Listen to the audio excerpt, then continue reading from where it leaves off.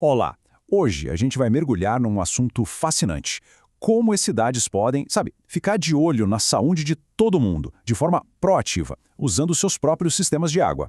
E para isso, vamos analisar um projeto super inovador lá de São Carlos, no Brasil. Ele está basicamente transformando o saneamento em uma espécie de sistema nervoso para a cidade. É incrível! Bom, para começar, vamos pensar numa coisa. O que será que está escondido, totalmente invisível, passando por debaixo dos nossos pés, agora mesmo, nas tubulações da cidade? A resposta para essa pergunta é o que explica por que a gente precisa de um jeito completamente novo de cuidar da saúde urbana. E aí que a gente chega no coração do problema, uma coisa que toda cidade grande enfrenta: as ameaças que não conseguimos ver, que viajam em silêncio pela nossa água e pelo nosso esgoto. E o que chama a atenção aqui é a variedade de perigos. Olha só, a gente não está falando só daquelas bactérias mais conhecidas como a Salmonella ou a E. coli, ou de vírus como o rotavírus e até mesmo o SARS-CoV-2. A ameaça também é química.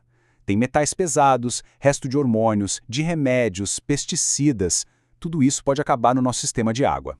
Então, o pulo do gato é esse. Sem o sistema que fica ali, de olho o tempo todo, detectando esses perigos em tempo real, as cidades ficam basicamente no escuro. Elas só percebem que tem um problema de contaminação quando as pessoas já começam a ficar doentes. Ou seja, quando já é tarde demais. Mas e se a gente pudesse criar uma espécie de guardião?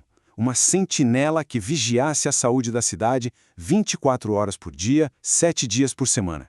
Pois é exatamente essa a ideia por trás do projeto que a gente vai conhecer agora. O coração de toda essa iniciativa é o CCD-SHQV. Pensa nele como se fosse o centro de comando desse novo guardião da cidade. A missão dele é bem clara: usar a ciência para decifrar os segredos que estão escondidos nos sistemas de água e esgoto. E o que faz esse projeto ser tão poderoso não é só a ideia, mas quem está por trás dela. Não é um grupo só agindo sozinho, é uma colaboração, uma aliança estratégica que junta o que há de melhor em mundos diferentes. A base de tudo, claro, é o conhecimento.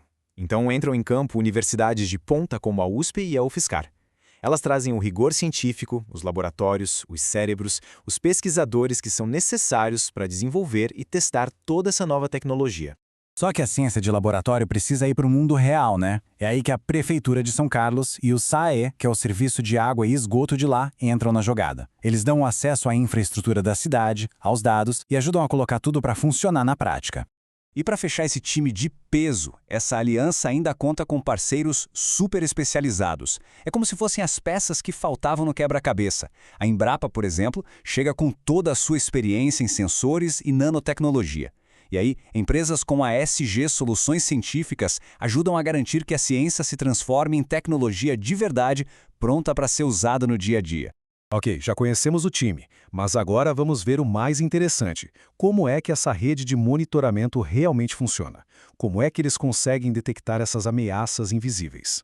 Essa imagem aqui mostra perfeitamente a dimensão do projeto. Não é só um sensor perdido em algum lugar. É uma rede com 28 pontos espalhados de forma estratégica pela cidade inteira. Isso cria, de fato, um mapa completo da saúde da água de São Carlos. Para a gente entender o tamanho dessa cobertura, vamos olhar os números. Começa com 25 estações elevatórias, que são pontos super importantes na rede de esgoto. A isso a gente soma mais 3 grandes estações de tratamento de esgoto, que são aquelas que processam tudo que vem de diferentes bairros da cidade. E juntando tudo, a gente chega nos 28 pontos de monitoramento. Essa cobertura total que permite que o sistema tenha uma visão completa, super detalhada do que está acontecendo na cidade inteira. Na linha de frente dessa operação toda estão os biosensores. Imagina eles como se fossem umas sentinelas microscópicas, trabalhando sem parar, 24 horas por dia. Eles são programados para identificar agentes perigosos específicos e assim que encontram algo, soam um alarme, na hora, em tempo real. Mas receber o alerta é só o começo, né? É aí que a inteligência artificial entra como o verdadeiro cérebro da operação. Ela pega todos os dados que os sensores enviam, começa a analisar, a identificar padrões que seriam impossíveis de um ser humano ver e, o mais importante, ela ajuda a prever onde um novo surto de alguma doença pode estar prestes a acontecer. Certo. Então o projeto coleta uma quantidade gigantesca de dados. Mas a grande pergunta é, e aí? Como é que toda essa informação vira uma ação de verdade, que protege as pessoas? É isso que a gente vai ver agora.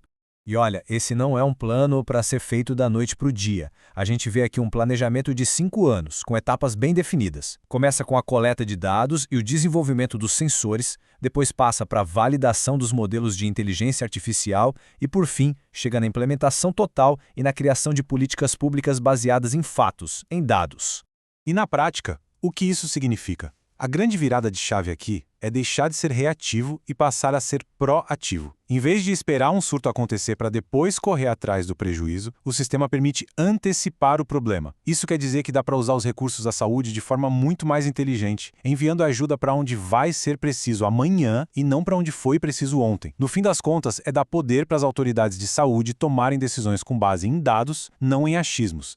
Para a gente fechar, vamos dar um passo para trás e olhar o quadro geral, entender os benefícios muito maiores que uma abordagem como essa pode trazer para a sociedade inteira. Aqui o impacto fica muito claro. Do lado social, os benefícios são óbvios, né? Menos gente doente, mais proteção para as comunidades mais vulneráveis e, claro, uma melhora geral na qualidade de vida.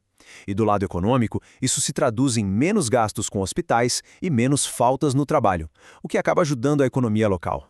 E o objetivo final do projeto não é só criar essa tecnologia e pronto. A ideia é garantir que ela se torne uma parte permanente da gestão da cidade. E para isso, é preciso treinar as equipes locais e integrar o sistema de vez nas rotinas do governo. É sobre construir um legado de saúde e de inovação que vai ficar. Esse trabalho feito em São Carlos é muito mais que uma história local. Ele é um modelo, um caminho a ser seguido. Ele prova que é possível transformar uma infraestrutura que a gente nem vê como o saneamento em um sistema ativo que vigia a saúde de todo mundo. E isso deixa a gente com uma pergunta no ar. Se uma cidade conseguiu construir o seu próprio sistema nervoso para proteger seus cidadãos, qual cidade será a próxima a seguir esse exemplo?